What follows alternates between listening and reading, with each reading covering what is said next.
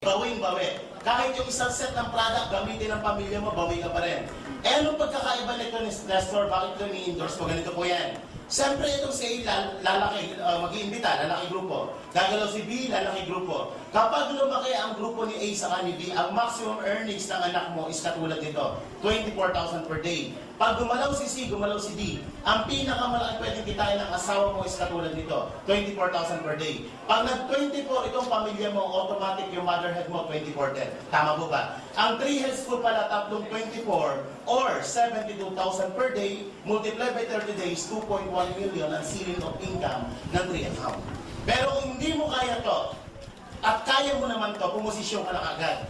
Bakit? Yung pong nag-imbita sa inyo, hindi lang ikaw ang imbita niyan. Marami pang iimbitahin yan. Malay mo, naka-join ka na kaagad. Eh, kinabukasan yung nag-imbita sa'yo dito, nalagyan ka ng tao na mas malaki ang pangarap sa'yo. Ang pangarap mo lang sana, bumili ng kotse. Eh, nalagyan ka ng tao, ang pangarap, bumili ng barko.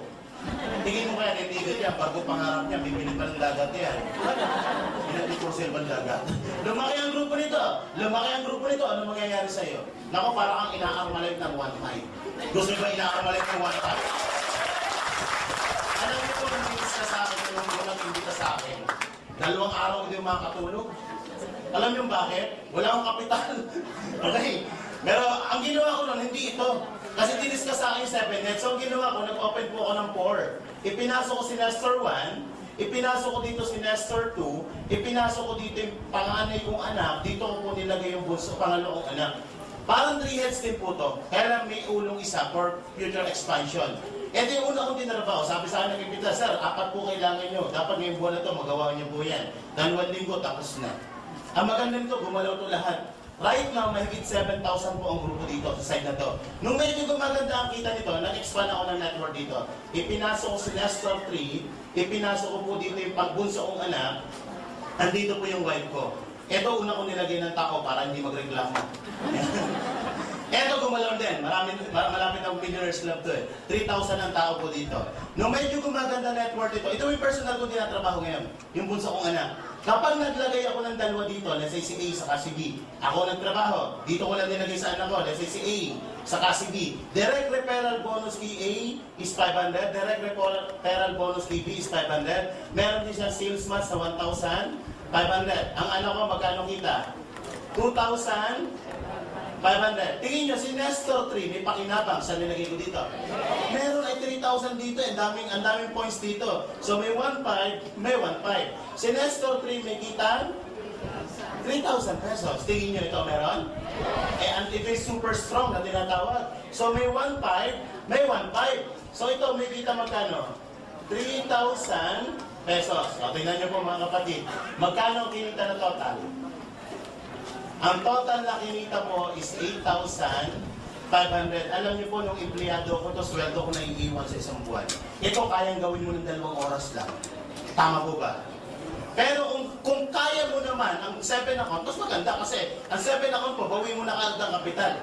Kasi ang single account, kasi nag-open ka ng isa lang, ikaw yan. Ginawa mo rin yung ginawa ko. Kinuha mo si A, kinuha mo si B, may 500 ka dito, tama po ba? May 500 ka dito. Meron ba sales tax? 1,500. Magkano kinita niyo po? 2,500. Matanong ko po kayo, ang ginawa niyo ba at ang ginawa ko parehas lang. Pero ang resulta at ang resulta ko magkaiba. Tama po ba? Do the right things on the first time. Kung nagustuhan nyo, tandaan nyo sa negosyo, pinag-uusapan ng ROI, Return of Investment. Mas maganda po ito kumpara dito. Pero dito kikita ka rin. Pero hindi ka gaano yayaman. Dito talaga, parang ina-armalite ng 1.5. Kasi pag lumalim lahat yan, ang daming heads na kumikita. Kaya po dito, may nag-100,000 per day. Kasi ganito ang ginawa nila, 7 account. Ang investment po ng 7 account, pito ng 7,980 or 55,860. Pero pakikita ko po sa inyo, rate of return nito. Dito sa pito na yan, yung 6 niyan ay nakadirect po dito. Kung itong 6 niyan, consider sales nito. May 6 na 500 yan, 3,000 kaagad ang babalik. May mga sales months din sa loob ng account na yan. 5 sales months, may babalik sa inyo 7,500 total. Nababalik sa inyong commission sa 7 account is 10,500. Wala ka pa nilalagay ng tao ha. Ipinasok mo na yung 7 account mo, may 10,500 ka nang babalik.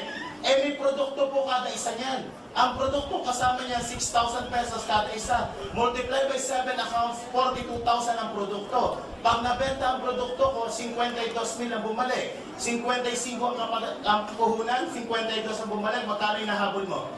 3,000 na lang. Tama po ba? Lagyan mo ngayon ng tao. 8 tao ang kailangan dyan. Magkano kikitain mo pag nilagay yan? Yang 8 yan.